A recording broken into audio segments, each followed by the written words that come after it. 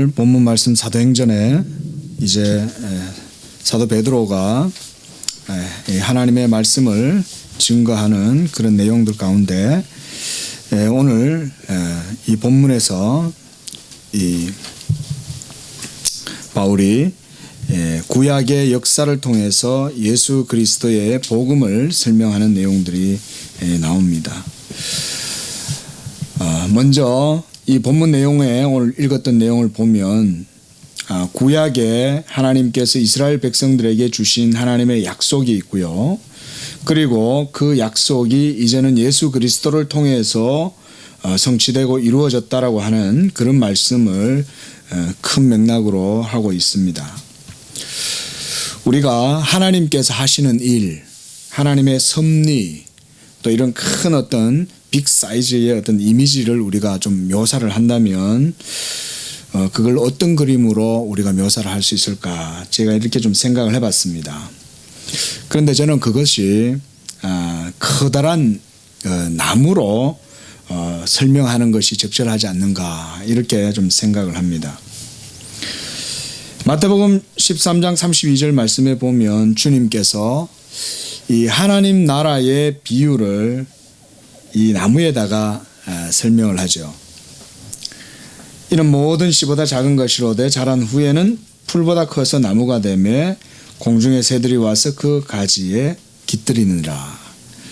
이 작은 겨자씨를 심었는데 아주 작은 것이었는데도 불구하고 그것이 자라서 풀보다 커지고 그리고 나무가 되어서 거기에 공중의 새들이 와서 그곳에 쉬기도 하고 그런 큰 나무가 되었다는 것입니다. 우리가 이 나무를 좀 상상을 해보면 울창한 이 산림에 이 잣나무가 열립니다. 잣나무 보셨어요? 그 씨가 떨어집니다.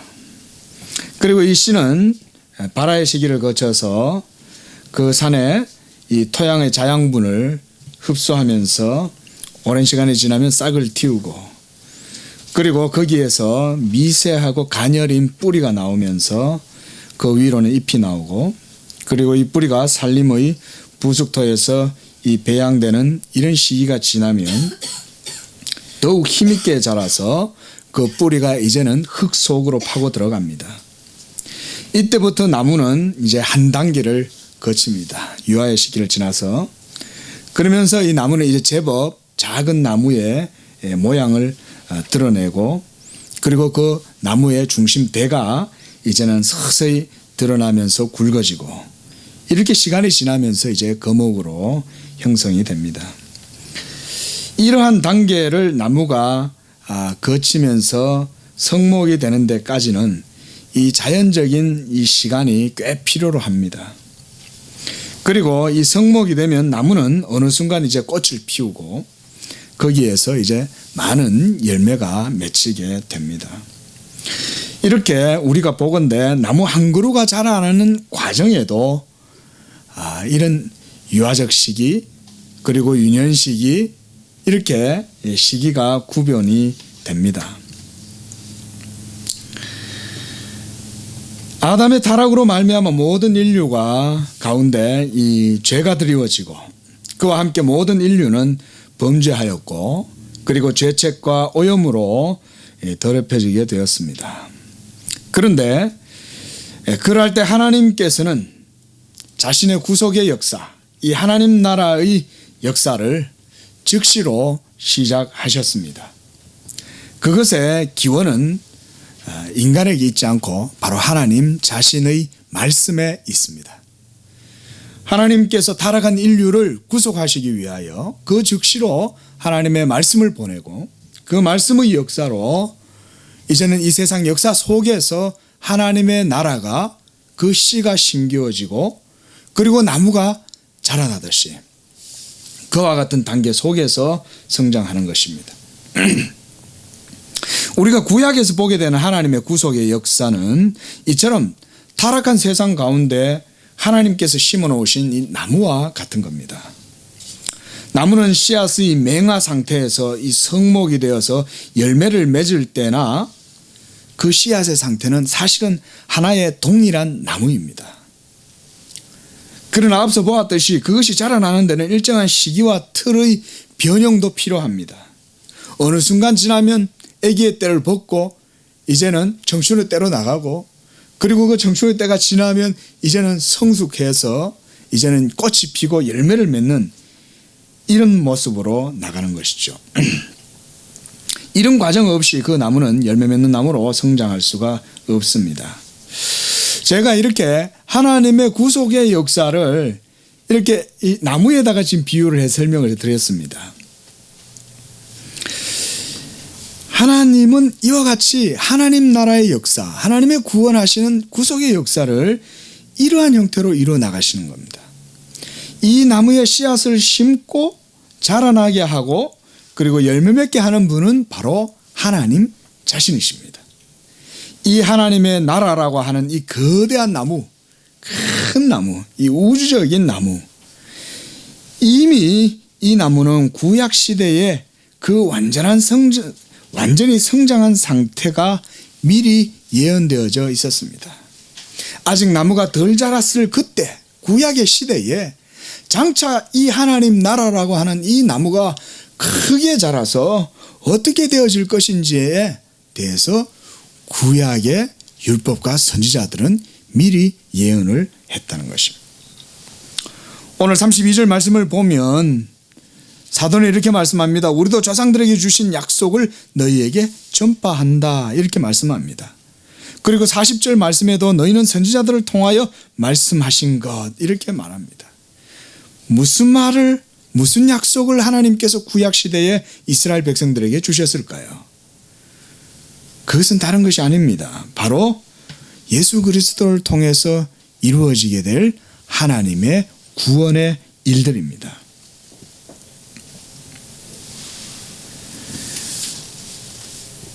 하나님 나라가 이와 같이 나무에 비유컨대 하나님 나라는 구약과 신약으로 이렇게 나누어서 이해를 할 필요가 있습니다. 그렇지만 이 나무는 어린 나무나 또는 나중에 자란 성목이 되거나 서로 별개가 아니죠.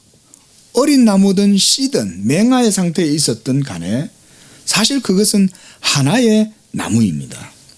하나의 동일한 나무. 그런데 이런 시기적인 구별을 무시하는 것도 별로 바른 것은 아닙니다. 하나의 나무, 하나의 동일한 하나님의 구원 역사, 하나님의 언약, 이렇게 우리 말할지라도 하나님께서 이 구원의 역사를 성취하시기 위한 이 과정들, 그리고 그 시기에 대한 구별들도 우리가 무시해서는 안 된다는 거예요. 구약과 신약이 경륜상의 차이를 가지는 것처럼 우리가 이렇게 이해도 되지만 동일한 하나의 나무라고 하는 이런 동일성의 차원에서도 우리가 이것을 이해를 하는 것입니다. 그래서 우리가 하나님의 구원 역사를 우리가 시기별로 나누면 크게는 구약과 신약 이렇게 하잖아요. 그 간단하게 말하면 구약은 예비적 단계고 신약은 성취의 단계고 완성의 단계지 않습니까? 그러나 이 두 가지가 따로 별개의 것이 아니라는 것입니다. 그래서 제가 이 나무를 비유를 해서 말씀을 드렸습니다. 그리고 이런 차이점들과 그리고 이런 구원의 역사의 과정들, 그리고 하나님의 구원하시는 이런 모든 역사의 지향점과 목적, 이건 바로 예수 그리스도의 구속의 완성을 바라보고 있는 겁니다. 장차 그가 오셔서 이루실 그 모든 사역의 완성을 지시하고 있는 것도 구약입니다. 그리고 우리가 살아가는 지금 이 시대의 신약 성도들은 예수 그리스도께서 꽃피우고 맺으신 그 열매로 말미암아 우리에게 모두 다 이와 같은 생명의 씨앗이 우리에게 주어져 있습니다. 그래서 저는 비유컨대 우리 모든 성도들은 예수 그리스도의 이 큰 나무에서 자라서 떨어진 생명의 씨앗들이다, 저는 이렇게 생각합니다. 여러분들 안에는 바로 이 하나님 나라의 생명, 이 생명의 씨앗이 지금 발화하고 있습니다. 역사하고 있습니다. 그것이 지금 꽃피기를 우리는 지금 기다리고 있습니다. 저는 그것이 바로 부활이라고 봅니다. 오늘 사도 바울은 37절에 하나님께서 살리신 이는 썩음을 당치 아니하였다 그랬습니다. 또한 다윗은 하나님의 뜻을 따라 섬기다가 잠들고 묻혀서 썩었지만 이 예수 그리스도는 죽으셨으나 죽음 가운데 그대로 두지 아니하시고 하나님께서 그를 살려내시고 그가 썩음을 보지 않고 살아나셨다. 그리고 우리는 그와 함께 이 부활에 참여함으로 이 부활의 능력과 생명이 우리 안에 역사하고 있는 것입니다. 그리스도께서 부활하시고 그의 영으로 우리에게 새 생명을 주셔서 우리 안에 부활의 능력을 주신 것이 바로 이와 같은 것입니다. 우주적인 이 종말이 이르게 될 때에 성도들 안에 역사하는 이 부활의 생명의 씨앗이 움트고 그리고 그것이 나와서 이 그리스도의 생명의 열매를 영원히 누리게 될 것입니다. 지금 우리의 몸은 그 시기를 기다리고 있습니다. 여러분 안에는 이미 이 부활의 생명이 역동적으로 역사하고 있습니다. 우리가 하나님의 말씀을 따라 더욱더 영적인 사람이 되면 될수록 우리가 이 부활의 권능, 부활의 생명 이것에 대한 의식이 더욱더 깊어지고 확실해질 것입니다. 하나님께서 심으신 하나님 나라의 이 그리스도라는 나무는 아직도 그렇게 마지막을 향하여 뻗어나가고 있습니다. 그 마지막은 우리 주님께서 이 세상에 재림하셔서 모든 세상을 다 심판하시고 하나님 나라가 완전하게 성취되는 그때입니다. 그때가 되면 살았는 자든 죽은 자든 모든 성도들은 이 육신의 모든 한계와 죄악과 이 모든 죽음 사망을 다 벗어버리고 새 생명으로 하나님 앞에 다 드러나게 되는 것입니다. 그 하나님 나라의 나무는 바로 그리스도와 그의 교회입니다. 32절 말씀에 베드로 사도는 이와 같이 바울 사도는 자신들도 동일하게 구원의 약속을 전파한다고 말합니다. 그렇습니다. 예수 그리스도의 복음은 나무의 자람과 같이 이 구약과 신약이 전혀 별개가 아닌 동일한 선상에서 이해되어야 하는 것입니다. 그것은 곧 예수 그리스도로 말미암아 우리에게 가져오는 구원에 대한 내용이었습니다. 이것에 대해서 오늘 본문의 시편 기자도 그렇게 노래했다는 것입니다. 구약은 예수 그리스도의 복음을 예비하는 준비 단계입니다. 그러함에도 그 시대에도 믿음으로 구원을 받았습니다. 하나님께서 약속하신 말씀, 곧 오실 자 메시아에 대한 믿음, 장차 그로 말미암아 이루어지게 될 그의 인격과 사역, 그리고 이 구약 시대의 예표적이고 모형적인 형태로 가시적으로 구약 시대에 나타났습니다. 그 시대에는 이러한 모형적인 계시와 예표와 기사와 표적을 통해서 그리스도에 대한 믿음을 갖게 되었고 이것을 믿음으로 이스라엘 백성들은 구원받은 것입니다. 우리가 특히 사도행전 가운데 보면요, 이 베드로의 설교이든 스테반의 설교이든 간에 이 초대교회 설교의 특징은 이 구속사적이라는 것입니다. 그저 어느 성경 한 구절 딱 잘라가지고 나한테 적용시켜가지고 그저 내 구미에 맞게 그 성경을 풀거나 묵상하고 이런 게 아니에요. 구약의 모든 역사를 다 파악하고 구약의 언약의 역사 속에서 하나님께서 어떻게 자기 백성들을 구원해 오셨는가, 그리고 그것이 예수 그리스도에게서 어떻게 성취되었고 예수 그리스도로 말미암는 하나님의 약속이 이 복음이 어떻게 이루어졌는가 하는 식으로 설명을 해온 거예요. 이 구속사적으로 설명을 하는 것입니다.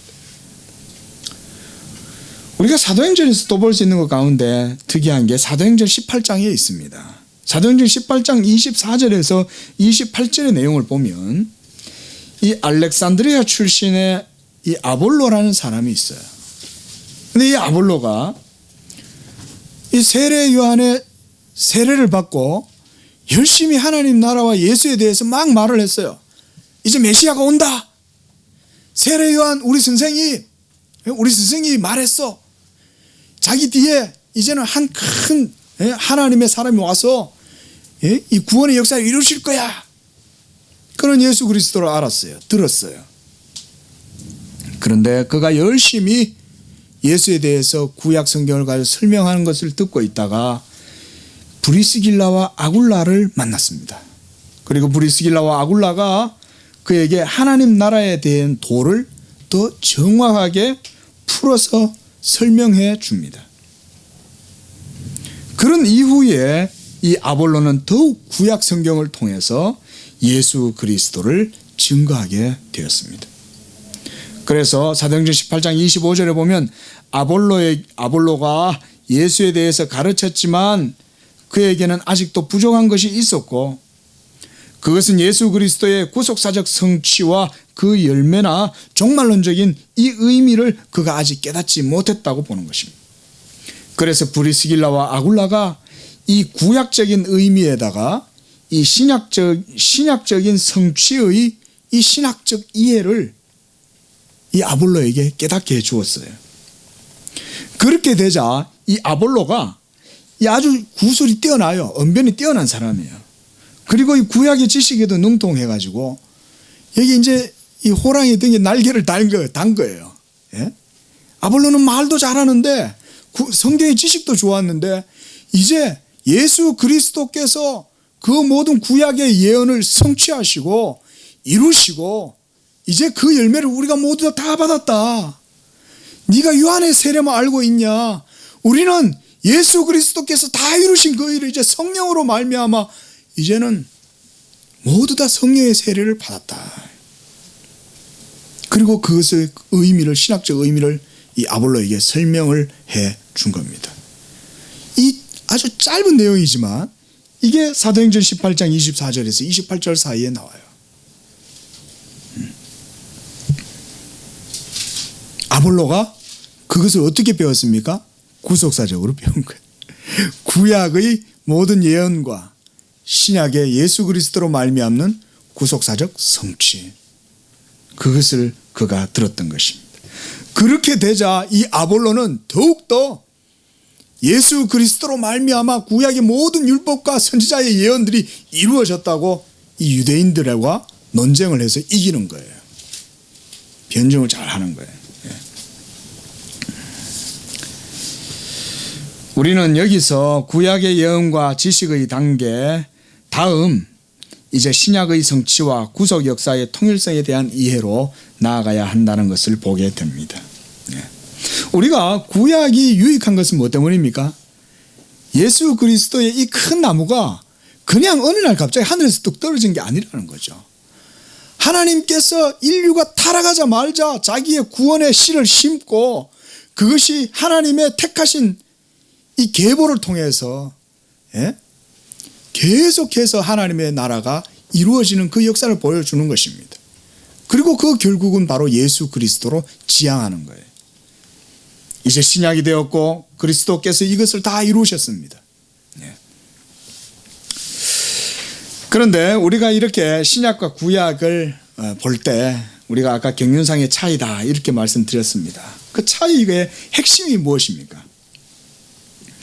구약을 표현하는 말로는 우리가 그림자와 모형 또는 몽학선생 또는 베일 이런 말 씁니다. 그런데 그렇다면 이제 신약은 그 반대의 이제 단어들, 대응되는 단어들로 우리가 볼 수 있겠죠. 그림자와 모형에 대비되는 용어 뭐겠습니까? 실체겠죠. 실체. 그리고 몽학선생, 성년이 되어서 이제 자녀의 실제적인 그 지위를 이제는 누리는 것이죠. 더 이상 율법의 몽학선생 아래에 있지 않고 이제는 성령의 자유 가운데 하나님의 자녀로서의 그런 권세를 누리는 것입니다.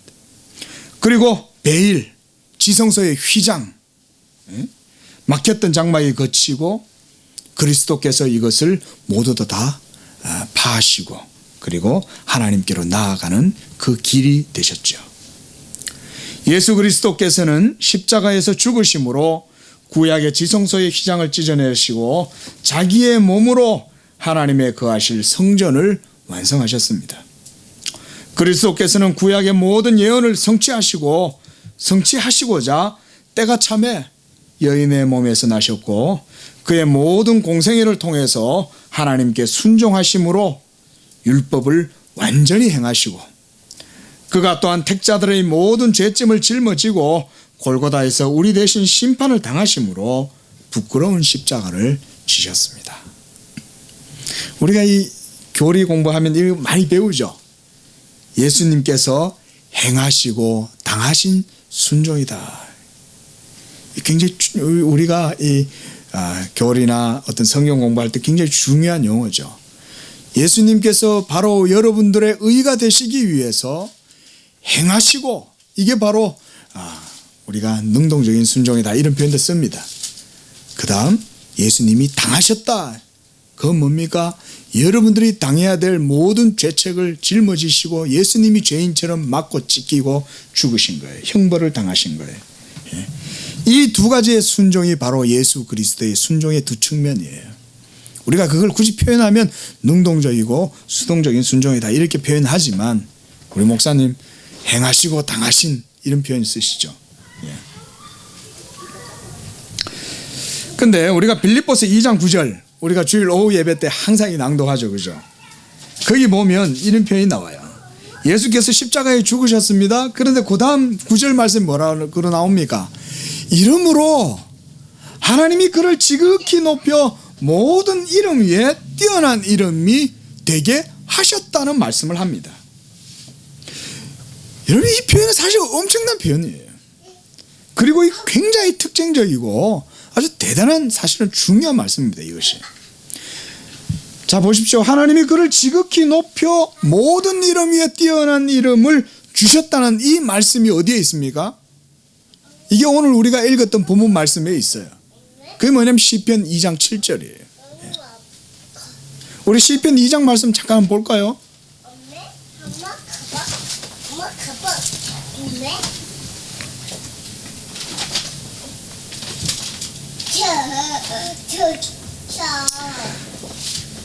내가 여호와의 명령을 전하노라. 여호와께서 이르시되 너는 내 아들이라. 내가 오늘 너를 낳았다.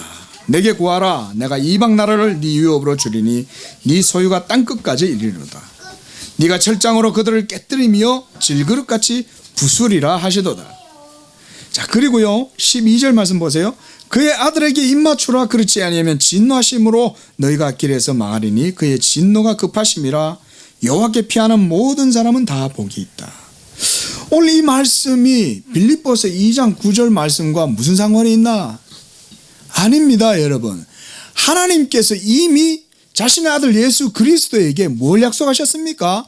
오늘 이 시편 기자가 성령의 감동이 되어 성령의 충만한 가운데에 하나님의 말씀을 들었어요. 뭐라고 들었냐면 너는 내 아들이라. 오늘날 내가 너를 낳았고 내가 너를 모든 열방을 너의 소유가 되게 하고 그리고 모든 것들이 다 너의 앞에 무릎을 꿇게 될 것이다. 이 말씀이 응한 것이 바로 빌립보서 2장 9절의 말씀입니다. 이름으로 하나님이 그를 지극히 높여 모든 이름 위에 뛰어난 이름이 되게 하셨다는 거예요. 뛰어난 이름이 되면 어떡하겠어요? 그 밑에 있는 이름들은 다 무릎 꿇는 것입니다. 그리고 그의 아들의 발에 다 입맞추는 것입니다. 하나님께서 이와 같은 방식으로 예수 그리스도를 높이셨어요. 예수 그리스도는 바로 이처럼 자기의 영광을 얻으시기 위하여 모든 십자가를 참으시고 구속의 역사를 감당하신 겁니다.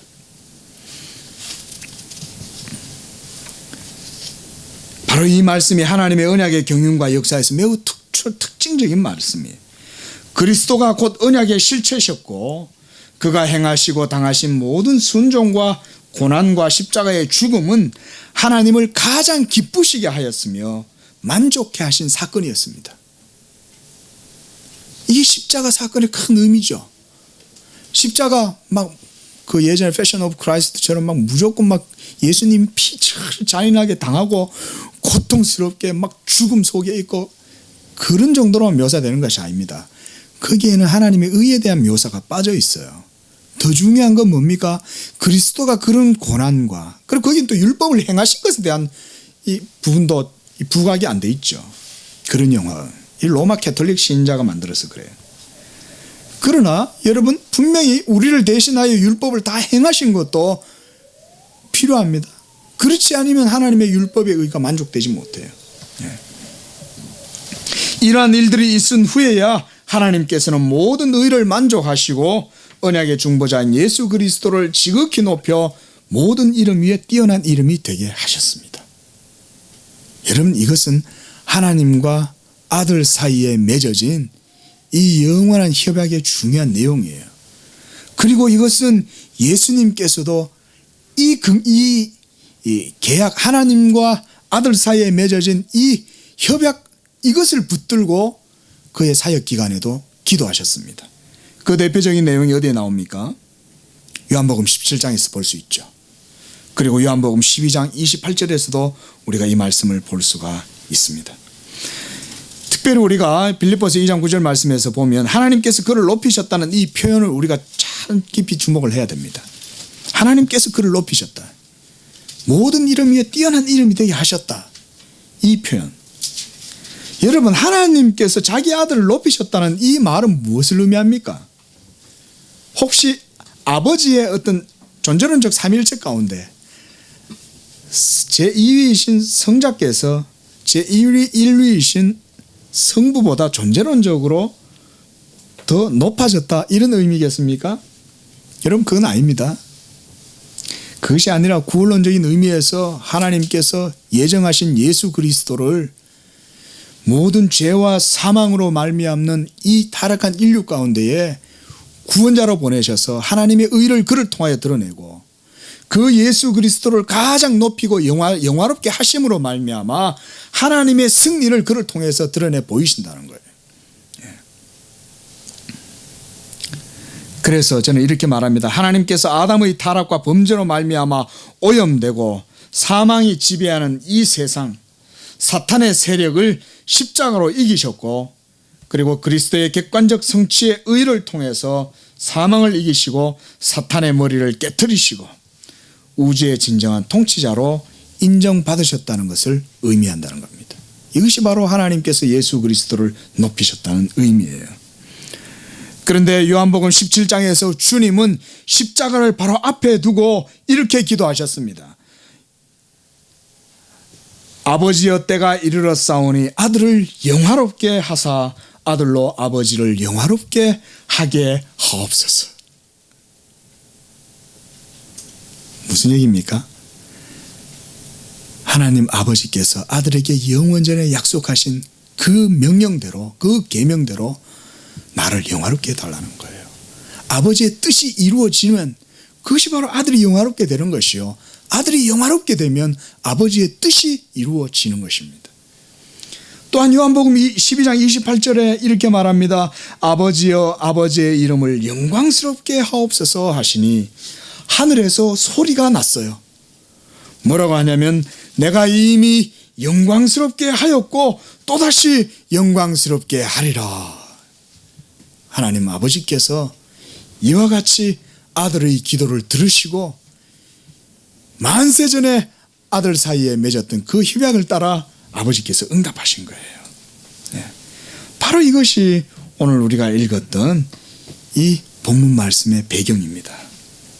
예수 그리스도께서 바로 언약의 실체가 되십니다. 이렇게 우리가 그리스도의 인격과 사역을 통해서 성취하신 이 모든 의를 우리가 그래서 사법적이다, 이런 표현 씁니다. 우리가 좀 어려운 설교 시간에 이런 말 써서 좀 그렇지만 맞는 말이죠. 사법적이다. 여러분, 우리의 구속은 예수께서 모든 사법적 정의를 다 이루심으로 된 거예요, 여러분. 그냥 어디 오순절주의자들처럼 어디 무슨 이상한 체험해가지고 그것 때문에 구원받고 그런 게 아니죠. 법정적으로 칭의의 사건을 통해서 우리가 법정적으로 구속함을 받는 거예요. 그리고 그리스도께서 사법적인 공의를 모두 성취하셨다고 해도 그것이 믿는 자 자신의 것으로 삼기 위해서는 자신의 모든 사역의 열매를 그들로 하여금 먹고 누릴 수 있도록 해야 합니다. 이것이 바로 주관적 적용의 사역입니다. 오늘 그런데 이 사도는 이렇게 말씀합니다. 너희가 알 것은 이 사람을 힘입어 죄 사함을 너희에게 전하는 이것이며 모세의 율법으로 너희가 의롭다 하심을 얻지 못했던 모든 일에도 이 사람을 힘입어 믿는 자마다 의롭다 하심을 얻는 이것이다 그랬습니다. 두 가지의 내용을 얘기합니다. 첫째로 38절에는 이 사람을 힘입어 죄사함을 너희에게 전하는 것이요. 그 다음 39절에는 그를 힘입어서 그를 믿는 자마다 의롭다 하심을 얻는 이것, 이 칭의에 대한 내용들을 얘기를 하는 거예요. 결국 오늘 말씀의 결론은 무엇이겠습니까? 이 모든 의를 이루기 위해서 예수 그리스도께서는 오늘 33절의 말씀처럼 32절의 말씀처럼 구약의 모든 약속을 따라서 오셔서 모든 일을 이루셨습니다. 33절 상반절에도 그렇게 말씀합니다. 하나님이 예수를 일으키사 우리 자녀들에게 이 약속을 이루게 하셨다 함이라 그랬습니다. 하나님께서 구약의 이스라엘의 선지자들과 율법을 통해서 약속하신 그것이 바로 예수 그리스도로 말미암는 구속의 성취입니다. 그것을 통해서 그리스도께서 오셔서 이 모든 일들을 다 성취하고 의를 이루셨어요. 그리고 그 이루신 의를 우리에게 이제 믿음으로 선사해 주신 것입니다. 예수 그리스도를 믿을 때에 바로 이와 같은 죄사함과 그리고 우리가 의롭게 되는 이 모든 일들이 바로 이와 같은 구속의 역사를 통해서 이루어진다는 말씀을 우리에게 하고 있습니다. 특별히 저는 말씀을 맺으면서요, 여러분, 성령으로 말미암지 않고는 아무것도 우리가 할 수가 없다는 사실입니다. 구약과 율법, 구약과 신약의 가장 중요한 차이, 왜 이것이 우리가 구별이 되어야 되겠습니까? 그리고 그 차이의 중요한 핵심은 무엇이겠습니까? 그것은 바로 예수 그리스도께서 자신의 몸을 깨뜨려 모든 구속을 이루신 다음에 그것으로 여러분들에게 우리에게 성령을 선물로 주셨다는 바로 거기에 있는 것입니다. 성령을 받는 사람만이 죄사함에 대한 기쁨과 자유함과 확신을 가집니다. 그리고 믿음으로 말미암는 이 기쁨과 자유함을 누리는 것도 성령으로 말미암는 것입니다. 그래서 오늘 사도 바울은 이렇게 말합니다. 39절 말씀 다시 한번 보십시오. 모세의 율법으로 너희가 의롭다 하심을 얻지 못하던 모든 일에, 그 율법의 행위를 말하는 것이죠. 이래도 이 사람 곧 중보자 예수 그리스도 그를 힘입어서 믿는 자마다 의롭다 하심을 얻는 이것이다 그랬습니다. 그리스도께서 객관적으로 이루신 이 구속의 사역, 이것은 또한 성령을 우리가 합법적으로 받을 수 있는 모든 법적인 근거가 되었습니다. 여러분들에게 이 성령을 주셨어요. 예수 그리스도를 믿는 믿음으로 이 성령의 은혜, 그리스도의 열매를 마음껏 누리고 복된 이 부활의 날들 누리시기를 주의 이름으로 축원드립니다. 자비하신 하나님 아버지, 우리의 구원을 위하여 하나님께서 만세전부터 예비하시고 구약의 모든 선지자들과 율법을 통하여 그 뜻을 계시하셨다가 이제 때가 참에 여인의 몸을 통하여 그 아들을 보내시고 그 아들께서 우리를 위한 모든 의를 이루기 위하여 행하시고 당하신 그 순종이 바로 우리의 의가 되게 하셨음을 인하여 감사를 드립니다. 그리스도께서 자기 몸을 하늘의 미랄이 되어 깨뜨리시고 이제 그로 말미암아 많은 생명을 낳고 그로 말미암아 의의 백성들을 산출하셨습니다. 곧 성령으로 말미암아 우리 모든 사람들을 하나님 말씀으로 낳으시고 우리로 하여금 의의 자녀들이 되게 하신 것으로 인하여 감사를 드립니다. 이제 그리스도의 그 부활의 능력이, 권능이 우리 안에 역사하는 줄로 믿습니다. 우리가 이 땅 가운데 육신 가운데 살아가지만 주의 부활을 소망하는 가운데에 늘 복음의 그 은혜와 소망으로 이 땅 가운데 살아가는 모든 성도님들 되게 하여 주시옵소서. 거룩하신 예수님의 이름으로 기도드립니다. 아멘.